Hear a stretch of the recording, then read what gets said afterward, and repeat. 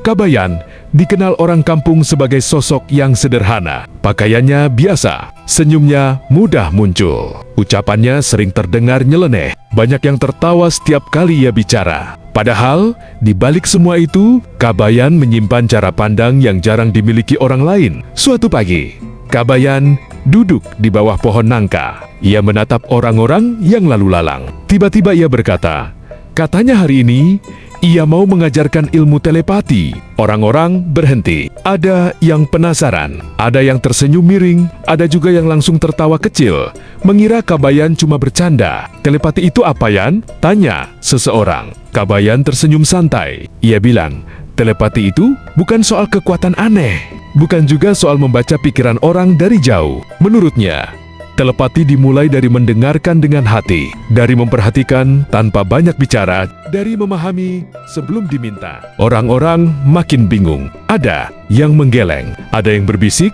bilang Kabayan kebanyakan mikir. Tapi Kabayan lanjut saja. Ia bercerita tentang bagaimana ia tahu ibunya lapar tanpa dipanggil, tentang bagaimana ia paham temannya sedih hanya dari cara duduk.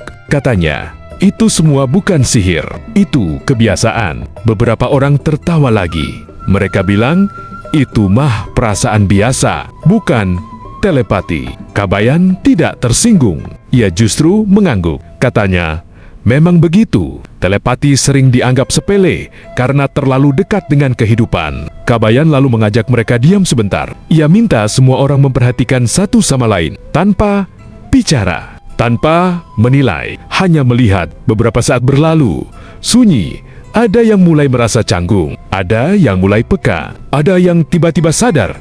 Orang di depannya terlihat lelah. Kabayan tersenyum lagi. Ia bilang, kalau hati tenang, pesan itu datang sendiri. Bukan lewat kata, bukan lewat suara, tapi lewat rasa. Itulah telepati versi Kabayan.